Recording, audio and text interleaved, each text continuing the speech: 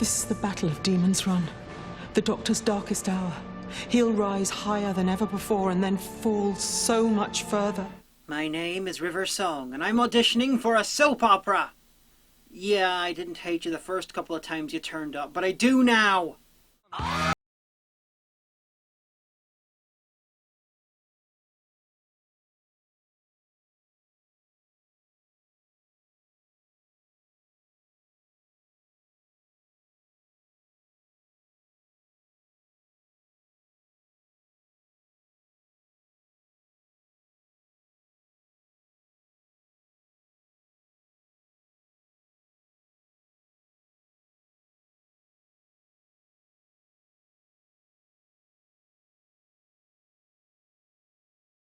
Okay, I hate having to explain backstory for these videos. It's partly why I prefer to do one-off stories, but here we go.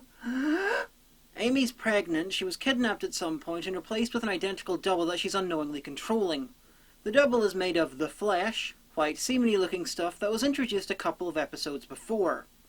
Because although Doctor Who deals with time travel, New Who still obsessively likes to act like it's a traditional serial, by having shit foreshadowed to the main characters and building to big endings. Sure, Moffat likes to put twists on the idea. Well, usually the same twist done in a slightly different direction, or have a background plot happen in the wrong order over so many years that eventually no one notices or cares about it anymore. But the main plots are constructed in an incredibly traditional modern TV style.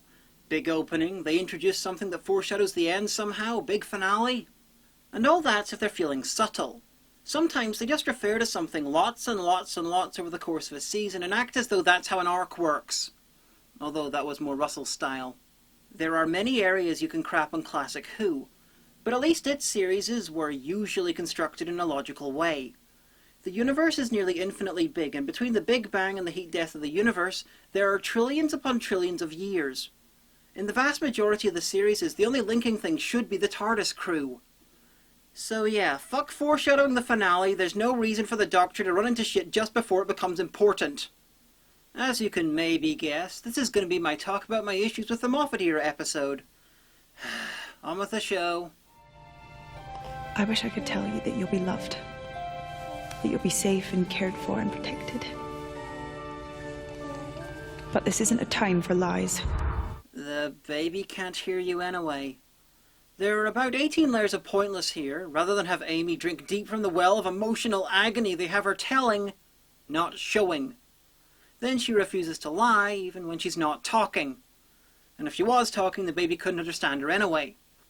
That might be a childish and silly complaint, but this scene is the Moffat-era Doctor Who equivalent of angsty MySpace poetry, being done in voiceover, over staring scenes from Twilight.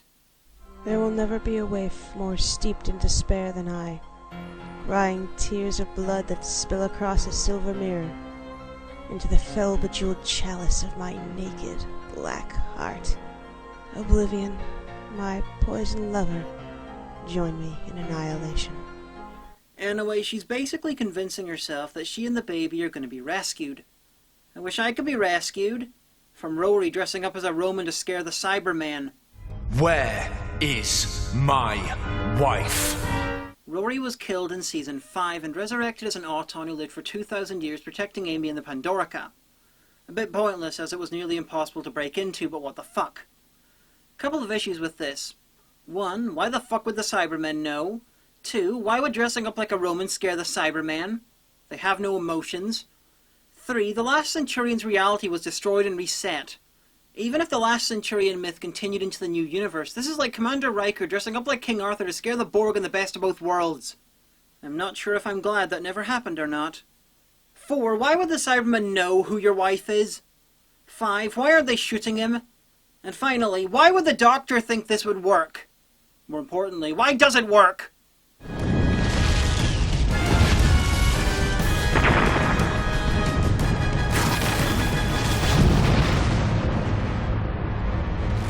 Would you like me to repeat the question?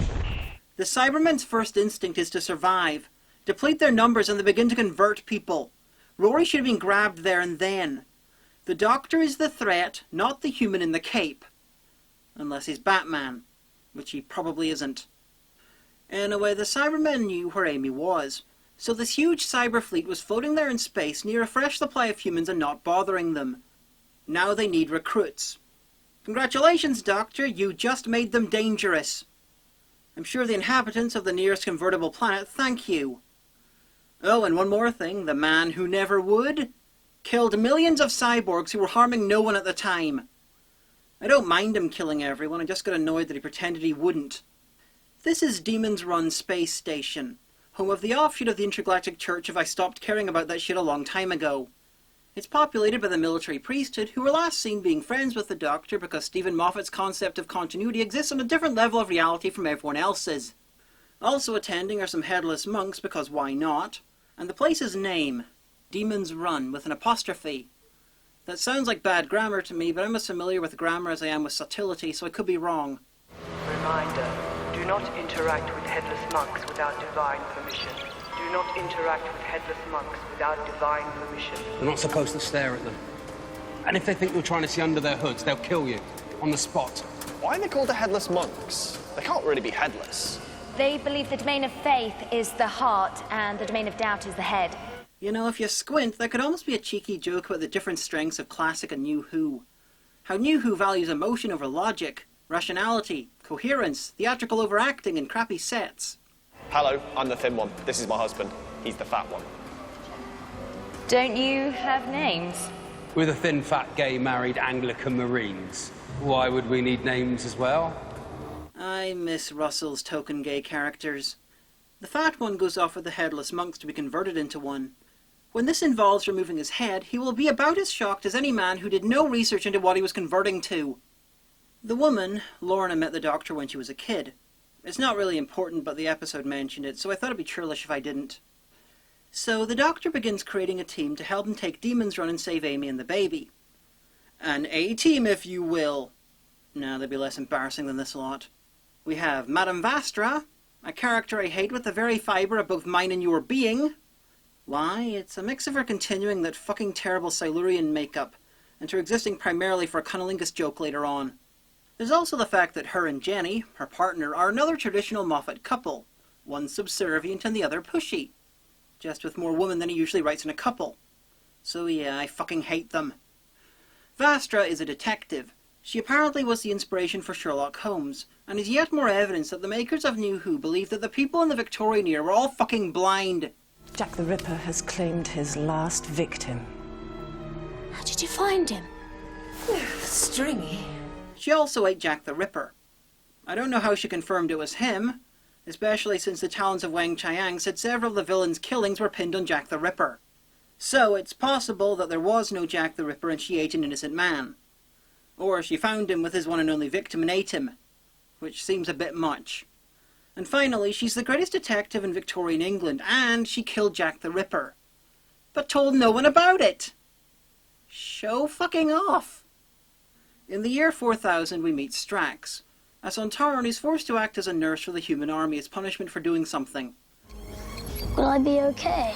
Of course you will, my boy. You'll be up and around in no time. And perhaps one day, you and I shall meet on the field of battle, and I will destroy you for the glory of the Sontaran Empire. Thanks, nurse. It's a good concept. The only issue with it is I'm pretty sure a Sontaran forced to serve under another army would commit honourable suicide. With grenades. Near a power plant. To take as many non-Sontarans as he can with him. It's in later episodes that Strax becomes a problem. He gets killed and is brought back to life somehow, but afterwards he can't remember simple things like what gender Clara is. He can't read simple cues and can't remember even the basics of how to operate in human society. He was resurrected as special needs comic relief. Oh, and in later episodes, the Doctor has a tendency to be racist to him. Calling him potato head, stuff like that. Meaning we get all the natural hilarity of bigotry against someone with special needs who's trapped in an unwanted subservient position. Having the Doctor act like that to a Sontaran when he wouldn't do it to a human just takes you out of the story. It reminds you that the story and the show aren't real, because the show would rightly never dare have the Doctor insult a human based on the physical appearance of their race. The Doctor sends Rory to get River from the prison she's meant to be trapped in, but is currently out of her cell because she'd just been on a date with the Doctor. Another Doctor. Why is she in jail? She killed the Doctor. Only at the end of the season it's shown that she didn't. You might need a graph for this. She's in jail because she killed the doctor, but the doctor wasn't killed, and the doctor regularly breaks her out of jail to go on dates, and Johnson leaves her back even though he doesn't have to. Because she must finish her sentence for killing the guy that she didn't kill. The guy that she's going on dates with. Oi, naked man up a stick. Any thoughts? Yeah, maybe the universe is meant to believe that the doctor's dead at this point, but he's still going on adventures, being loud and letting everyone know that he's a doctor. He's still breaking her out of jail on a regular basis and generally laying low in exactly the same way that Mount Rushmore doesn't. Dr. Song. It's Rory. River's not going to join Team Rescue Amy because she knows the future, and I'm going to point this out now because I worked this shit out at the start of the episode on initial broadcast. River is the baby, all grown up. They fail to rescue the kid. She's raised by the silence to murder the doctor, which she does, then she doesn't, and then she falls for him. There's plenty of useless crap involved. This is the battle of Demon's Run. The Doctor's darkest hour. He'll rise higher than ever before and then fall so much further. While I'll stand here, in another time, saying overly dramatic trailer lines at random until the jailers cattle prod me into shutting up. So, River's date with the Doctor was in 1814, not quite Victorianish, but close enough. Moffat uses 3 time periods more than any others: modern day, Victorian, and 51st century. They could have had her dressed in anything, but they went with the boring old Victorianish. For fuck's sake, they could have had her dressed like a Draven in Galaxy 4. New Who fans would have just assumed they'd been in the 60s. And Classic Who fans would have had all sorts of possible stories running through their heads. Everything from an off-screen adventure where River had to impersonate a Draven, to us learning way too much about the Doctor's alien, lesbian, fascist go-go dancer fetish. She could have even been topless and dressed in a red cap because the Doctor took her to see the storming of the Bastille. The Doctor's put us down right in the middle of the French Revolution. Yes.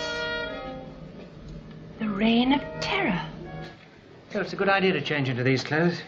We won't look so conspicuous when we go back to the ship. We might not get back to the ship if Grandfather hears we're in the Reign of Terror. Why not? It's his favourite period in the history of Earth.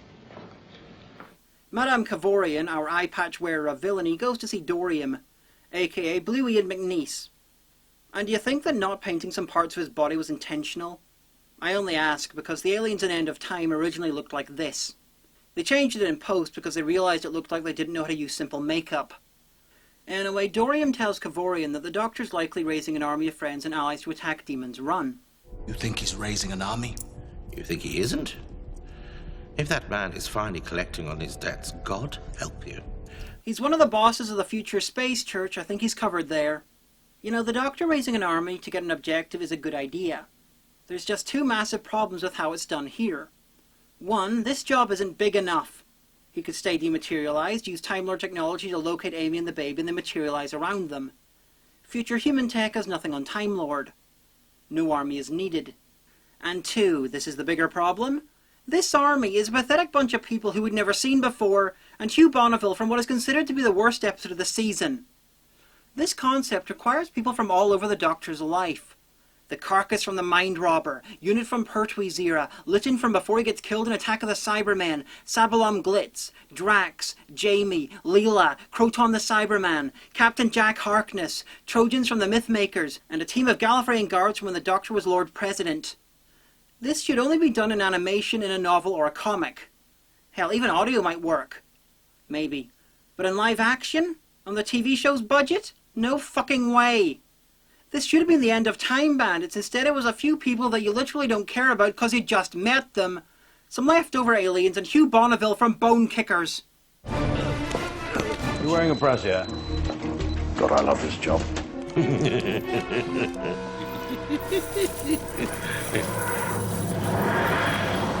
No! Oh, Dorium, you blue Ferengi Man group reject. You shouldn't have laughed about how fucked the bad guys are. You just encouraged the Doctor to send a giant puppet replica of himself after you. Lorna goes to see Amy, and I spend the whole fucking scene wondering why Amy isn't punching her in the face for being part of the army that kidnapped her and stole her baby. And then, when the scene ended, I wondered why Lorna decided to join the army trying to kill the Doctor. She said she met him when she was a little girl, and this was a way to maybe meet him again. But what kind of logic is that? That's like signing up to fight in Vietnam because Ho Chi Minh once bought you a drink, and you'd like to return the favour. On this day, in this place, the Doctor will fall. The man who talks. Which you're doing too. The man who reasons. Reminding your men that their enemy is smarter than them doesn't often make for a good battle speech. We are but 400 men, and they are 500,000. But you, my friends, are too stupid to count, and that is your strength. The very stupid don't know when something is impossible, so they never get discouraged. Now let's throw ourselves at the enemy head first. It'll be harder than any shield. Some of you have wondered why we have allied ourselves with the Headless Monks. No, I wonder why they exist at all. The General unhoods the monks, so we get fleeting glimpses of the thin, gay Anglican Marine. Just in case we remember that his husband was turned into one. Apparently this episode has taken place over several long periods of time, so I wonder what that guy did when his husband didn't return home. And they can never, ever be surprised. Amelia Pond! Get your coat! Why would that stop the monks? It's not like they see with their eyes. The monks were standing right next to the Doctor, with laser swords. Amelia Pond! Get your coat! So the soldiers panic and shoot a monk, and the monks fight back, while the Doctor giggles off screen about how he's the man who never would. You know, the monks must be able to tell each other apart somehow. Why can't they tell which of them isn't real? Anyway, Vastra and Jenny have captured this important-looking room, and we're about to see the only reason they exist. I don't know why you put up with me.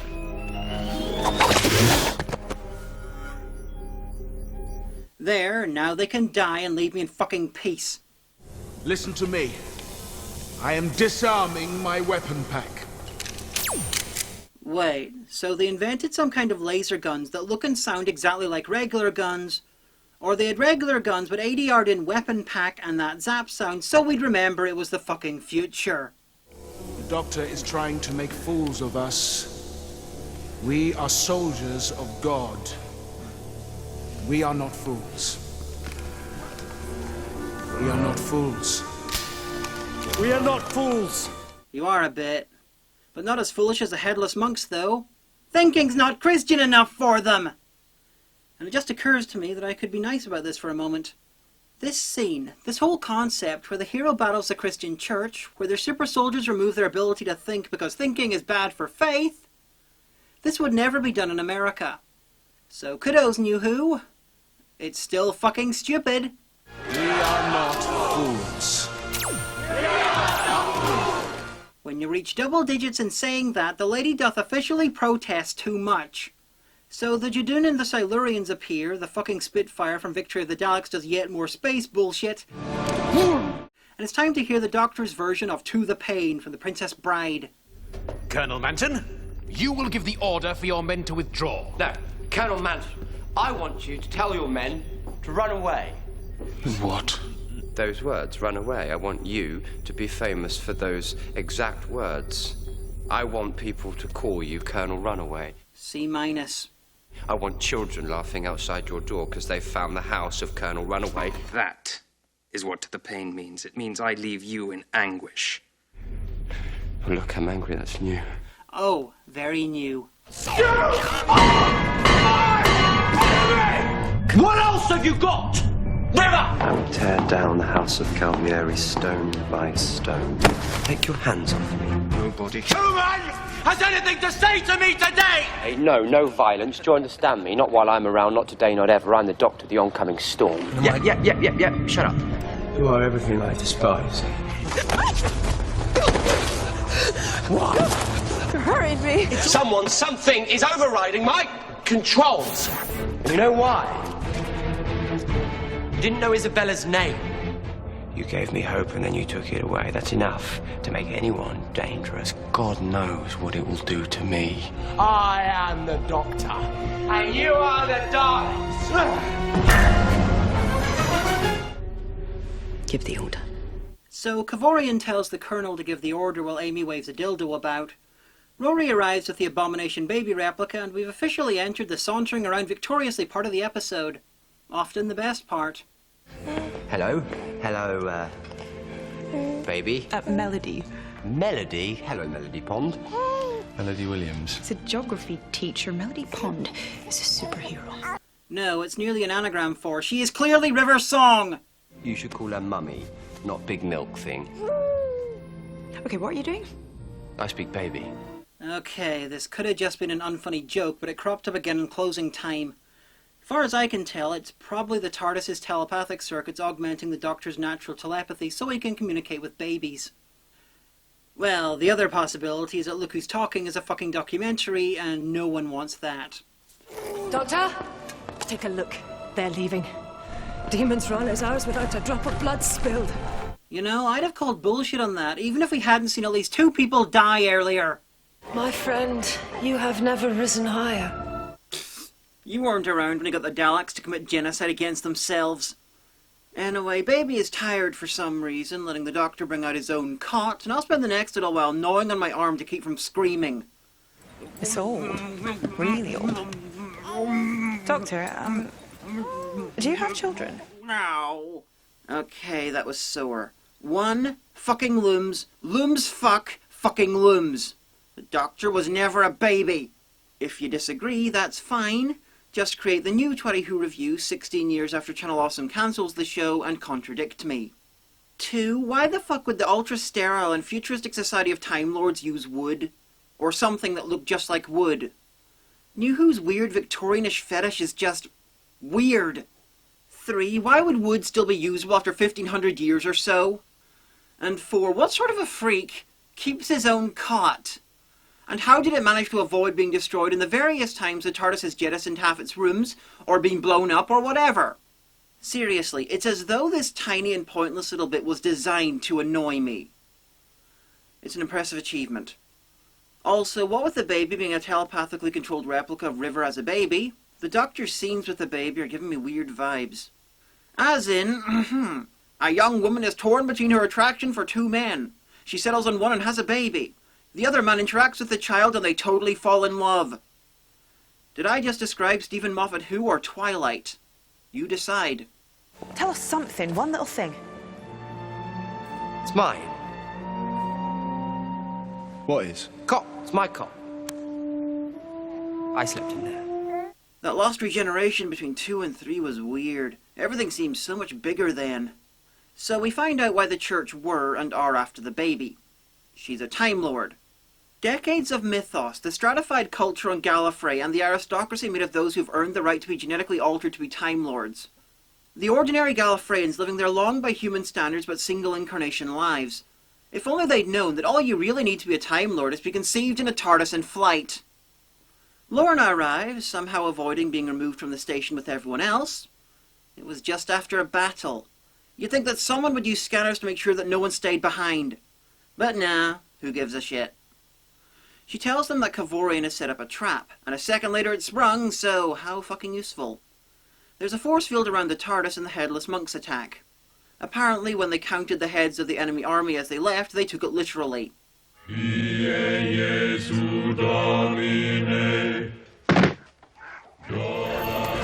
God! That's the attack prayer! They can't kill Amy, Rory needs to survive at least 1 battle, Vastra and Jenny need to haunt my nightmares until at least season 8, and I've already told you that Strax is killed and replaced by a stupider version. So goodbye to pointless Lorna and Violet Beauregard. For all the fucking build-up of the Headless Monks, they managed to kill 3 people. 3! And at least one of them was unarmed. That's one of the least impressive build-up compared to payoffs I have ever seen. You're giving up. You never do that. Yeah, and don't you sometimes wish I did? Well then, soldier, how goes the day? Oh, she can just remove herself from the jail anytime she likes. Her reasons for staying there are getting more and more idiotic. Big reveal time, River Song is Melody Pond. I'm Rory and Amy, I know where to find your daughter, and on my life she will be safe. River, get them all home. Wow. How cruel. False hope. So the Doctor runs off to leave Vastra and Jenny home, carefully avoiding any more drama until he returns off screen and gets kicked in the nuts by Amy. Over and over and over a fucking again. It's me.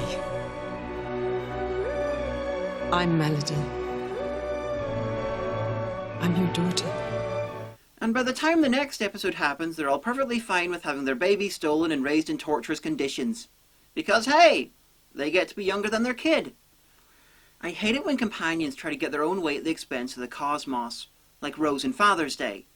My issue isn't with them wanting to, it's usually that they try and cause damage in the process, like in Father's Day.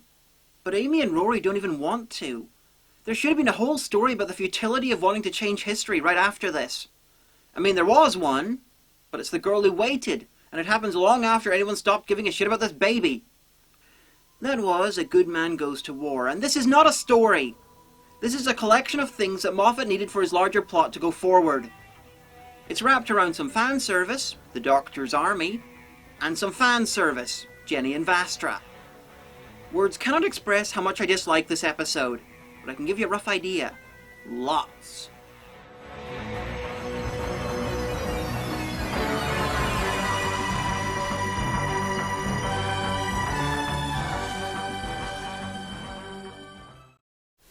Hello, my name is Diamanda Grace Jones-Hagen, and I would like to talk to you today about minion starvation. This minion has not eaten in days, and is currently grasping towards the camera because I've taped a sandwich to it. Oh, no! Can you help? No, not really, but what you can do is check our Patreon and help the economy of Afghanistan in doing many incredible and important things, such as buying a more expensive sandwich to tape to the camera. So please, join us in making this minion's life a little bit harder.